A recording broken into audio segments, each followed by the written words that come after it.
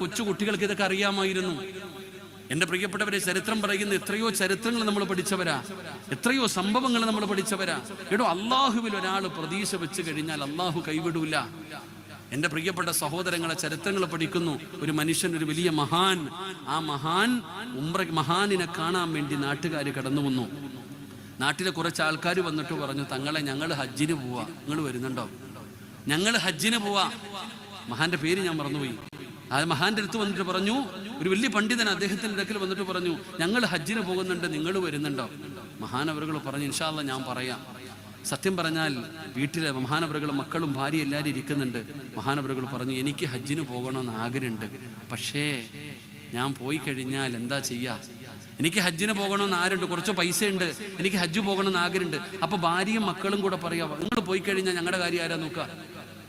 നിങ്ങൾ ഹജ്ജിന് പോയി കഴിഞ്ഞാൽ ഞങ്ങളുടെ കാര്യം ആരാ നോക്കുക? ഞങ്ങൾക്ക് ആരാ? ഞങ്ങളുടെ ഭക്ഷണം വേണ്ടേ? പോയി വരുന്നത് വരെ ചെലവിന് വേണ്ടേ? ആരാ ഇത് നോക്കുക? അപ്പൊ ഇങ്ങനെ ഭാര്യയും മക്കളും കൂടെ വീട്ടിലിങ്ങനെ ചർച്ച ചെയ്തുകൊണ്ടിരിക്കുമ്പോൾ ഒരു ചെറിയ മകളുണ്ടായിരുന്നു. ആ ചെറിയ മകൾ എഴുന്നേറ്റ് നിന്നിട്ട് ചോദിച്ചു, നിങ്ങൾക്കൊക്കെ ഭക്ഷണം തരുന്ന അള്ളാണോ വാപ്പാണോ എന്ന്. ആ ചെറിയ മകൾ ചോദിച്ച ഒരു ചോദ്യം, നമുക്കൊക്കെ ഭക്ഷണം തരുന്നത് അള്ളാഹുവാണോ അതോ വാപ്പയാണോ?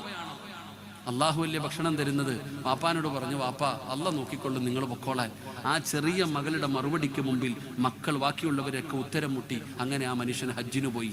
കുറച്ചു ദിവസം കഴിഞ്ഞു, വീട്ടിൽ പട്ടിണിയായി, കഴിക്കാൻ ഭക്ഷണമില്ല, വീടിൻ്റെ അകത്ത് പട്ടിണിയായി.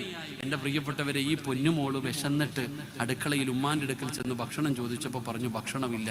ഈ മോള് കരയുന്നത് കണ്ടപ്പോൾ കൂടപ്പുറപ്പുകളെല്ലാം കൂടെ പറഞ്ഞു, നീ ഒറ്റ ഒരുത്തി കാരണമാ വാപ്പ ഹജ്ജിന് പോയേ. നീ ഒരാളല്ലേ പറഞ്ഞത് അള്ളാഹ് തരുമെന്ന്, അള്ളാൻ്റെ ഇത് മേടിച്ചിരുന്നോ? എല്ലാവരും കൂടെ ആ പൊന്നുമോളെ ഒറ്റപ്പെടുത്തി. ആ ചെറിയ മകള് പൊട്ടിക്കരഞ്ഞുകൊണ്ട് അള്ളാഹുവിനോട് പറഞ്ഞു, പടച്ചോനെ, എല്ലാവരും എന്നെ ഒറ്റപ്പെടുത്തുന്നു അള്ളാഹ്, എനിക്ക് വിശക്കുന്നു റഹ്മാനെ, എനിക്ക് വിശക്കുന്നു പടച്ചവനെ. ആ പൊന്നുമോൾ അള്ളാൻ്റെ അടുക്കൽ പരാതി പറഞ്ഞു. പിറ്റേ ദിവസം രാവിലെ നോക്കുമ്പോൾ വീടിൻ്റെ വാതിലിൽ ആരോ കടന്നിങ്ങനെ തട്ടുന്നുണ്ട്. എൻ്റെ പ്രിയപ്പെട്ടവര്, വാതിൽ തുറന്നു നോക്കിയപ്പോൾ ഒരു മനുഷ്യൻ പറയുന്നു, എനിക്ക് കഴിക്കാൻ വല്ലതും താ, എനിക്കൊന്നുമില്ല, കുടിക്കാൻ ഒത്തിരി വെള്ളമെങ്കിലും താ. ഇവിടെ പറഞ്ഞു കഴിക്കാൻ എന്തെങ്കിലും തരാൻ. അപ്പൊ പറഞ്ഞു കഴിക്കാൻ ഒന്നുമില്ല, എന്താ കുടിക്കാൻ ഇത്തിരി വെള്ളമെങ്കിലും എന്താ? അങ്ങനെ വെള്ളം കുടിക്കാൻ കൊടുത്തു. എന്നിട്ട് ചോദിച്ചു, നിങ്ങൾ ആരാ? നിങ്ങൾ നല്ല പരിചയമുണ്ടല്ലോ.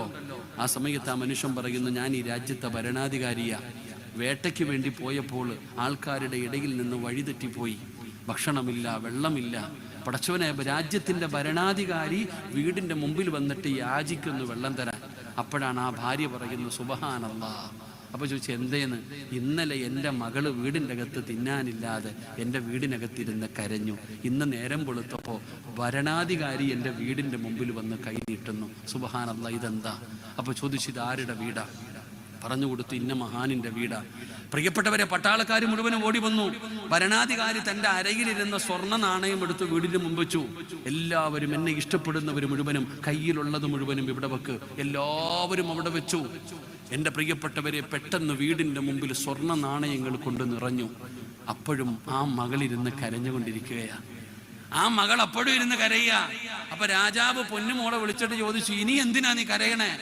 മരിക്കുന്ന കാലം വരെ തിന്നാനുള്ളത് കിട്ടിയല്ലോ, ഇനി മരിക്കുന്ന കാലം വരെ സന്തോഷത്തോടു കൂടി കഴിയാനുള്ളതൊക്കെ കിട്ടിയല്ലോ, ഇനി എന്തിനാ കരയണേ? അപ്പൊ ആ പൊന്നുമോള് പറയുകയാ, എടാ, അള്ളാഹുവിൻ്റെ ഒരടിമ എൻ്റെ വീട്ടിൽ വന്നപ്പോൾ മരിക്കുന്ന കാലം വരെ തിന്നാനുള്ളത് കിട്ടി. അപ്പൊ അള്ളാഹ് തന്നാലോ? അതാ ചിന്തിക്കേണ്ടത്. പടച്ചവനെ കുറിച്ച് നമ്മൾ പഠിക്കണം, കുട്ടികൾക്ക് അള്ളാഹുവിനെ കുറിച്ച് പറഞ്ഞു കൊടുക്കണം. അത് നമ്മുടെ കടമയാ. അള്ളാഹു നമുക്ക് ഈമാൻ നൽകി അനുഗ്രഹിക്കുമാറാകട്ടെ. അതുകൊണ്ട് എൻ്റെ പ്രിയപ്പെട്ട സഹോദരങ്ങളെ, മുഅ്മിനീങ്ങളെ, അൽഹംദുലില്ലാഹ്, യതീംഖാന ബഹുമാനിരായ സയ്യിദന്മാർ, പാണക്കാട് തെങ്ങന്മാർ തങ്ങളുടെ പ്രഭാഷണത്തിൽ അവരൊരു കുടുംബം പോലെ തലമുറകൾ കൈമാറി അൽഹംദുലില്ലാഹ് ഈ സ്ഥാപനം ഇങ്ങനെ കടന്നു പോകുന്നു. അള്ളാഹു ഖിയാമത്ത് നാൾ വരെ അള്ളാഹു നിലനിർത്തുമാറാകട്ടെ. അതുകൊണ്ട് എൻ്റെ പ്രിയപ്പെട്ടവർ പഠിക്കണം. ഞാൻ അവസാനിപ്പിക്കുകയാ. അൽഹംദുലില്ലാഹ്, എൻ്റെ പ്രിയപ്പെട്ടവരെ, നമ്മളെല്ലാവരെയും ബഹുമാനിക്കാൻ പഠിക്കണം, ആദരിക്കാൻ പഠിക്കണം. തങ്ങന്മാരാകട്ടെ, അത് പാണക്കാട് തങ്ങന്മാരാകട്ടെ, അല്ലെങ്കിൽ മറ്റുള്ള തങ്ങന്മാരാകട്ടെ, സയ്യിദന്മാരാകട്ടെ, ആരുമാകട്ടെ, എല്ലാവരെയും ബഹുമാനിക്കാനും ആദരിക്കാനും നമ്മൾ പഠിക്കണം. അവരും അവർ അഹ്ലു ബൈത്താണ്, നബിതങ്ങളുടെ കുടുംബമാണ്. നമ്മൾ എന്തെങ്കിലും വാശിയും വൈരാഗ്യവും നമ്മുടെ സ്വാർത്ഥ താല്പര്യങ്ങൾക്ക് വേണ്ടി നമ്മൾ പലതും പറയും. ആരെങ്കിലും എന്തെങ്കിലുമൊക്കെ പറയുന്നത് കേട്ട് അവനവന്റെ നേട്ടങ്ങൾക്ക് വേണ്ടി ഇപ്പൊ എല്ലാം അധികാരത്തിന്റെ കാലമാ, സ്ഥാനമാനങ്ങളുടെ കാലമാ, എല്ലാവർക്കും എന്തെങ്കിലുമൊക്കെ വേണം, അതിനു വേണ്ടിയിട്ട് എന്തും പറയാൻ നമ്മൾ തയ്യാറാകുന്നു. ഏത് വൃത്തികെട്ട വഴികളും നമ്മൾ സ്വീകരിക്കാൻ തയ്യാറാകുന്നു. അധികാരമോഹം നമ്മളെ വല്ലാതെ കാർന്നുകൊണ്ടിരിക്കുകയാ. എല്ലാവർക്കും അധികാരം വേണം, അതിനുവേണ്ടി ആരെയും എന്തും പറയുന്നൊരു സ്വഭാവം, അതെല്ലാം കളയണം. അധികാരമോഹം നല്ലതല്ലടോ, ഒരിക്കലും അധികാരമോഹം നല്ലതല്ല.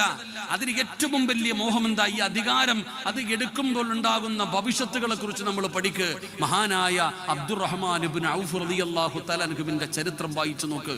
അധികാരം കിട്ടണമെന്ന് ആഗ്രഹിക്കുന്നവർ, അതിനുവേണ്ടി എന്തും ചെയ്യുന്നവർ, നിങ്ങൾ പഠിക്കേണ്ട കാര്യം എന്താ? മഹാനായ അബ്ദുറഹ്മാൻ ഇബ്നു ഔഫ് റളിയല്ലാഹു തആല അൻഹുവിന്റെ ചരിത്രം പഠിക്കണം. ആരാ അബ്ദുറഹ്മാൻ ഇബ്നു ഔഫ്? കോടീശ്വരനായിരുന്നു. അള്ളാഹു ഒരുപാട് സമ്പത്ത് കൊടുത്ത മനുഷ്യനാ. നിങ്ങൾ ആ മനുഷ്യനെ കുറിച്ച് പഠിക്കണം. എന്റെ പ്രിയപ്പെട്ടവരെ, ഈ സ്ഥാപനത്തിൽ 150ഓളം വിദ്യാർത്ഥികൾ പഠിക്കുന്ന യതീമായ മക്കൾ, ആ മക്കളെ കുറിച്ച് നിങ്ങൾ പഠിക്ക്. അവരെ സഹായിക്കുന്നതിലൂടെ അള്ളാഹു നമുക്ക് തരുന്ന പ്രതിഫലം എന്താ? അള്ളാഹു നമുക്ക് തരുന്ന പ്രതിഫലം എന്താ? എന്റെ പ്രിയപ്പെട്ട സഹോദരങ്ങളെ, യതീമായ മക്കളെ നമ്മൾ സ്നേഹിക്കാൻ പഠിക്കണം. അവരുടെ മഹത്വം നമ്മൾ അറിയണം. യതീമായ കുട്ടികളുടെ മഹത്വം അറിഞ്ഞിരുന്നെങ്കിൽ നമ്മൾ ഓരോരുത്തരും അവരെ തേടിപ്പോയനെ. അൽഹംദുലില്ലാഹ്, യതീമായ മക്കളുടെ മഹത്വം നമ്മൾ അറിഞ്ഞിരുന്നെങ്കിൽ വല്ലാഹി സത്യം നമ്മൾ അവരെ തെരഞ്ഞു നടന്നേനെ. നമുക്ക് യതീമിന്റെ മഹത്വം അറിയില്ല. യതീമിന്റെ മഹത്വം എന്തെന്നറിയോ? മഹാനായ നബി മുഹമ്മദ് മുസ്തഫ സല്ലല്ലാഹു അലൈഹി വസല്ലമ തങ്ങൾ പറയുന്നു, ഇന്ന് ഇത്രയും പേര് ഇവിടെ ഒരുമിച്ച് കൂടിയല്ലോ, ഒരു വർഷം നമ്മളിൽ നിന്ന് വിട പറഞ്ഞ് മരണത്തിലേക്ക് ഒരു കൊല്ലം കൂടെ ഞാനും നിങ്ങളും അടുത്തിരിക്കുക. അവനെ ജോക്കറാക്കി മാറ്റുക.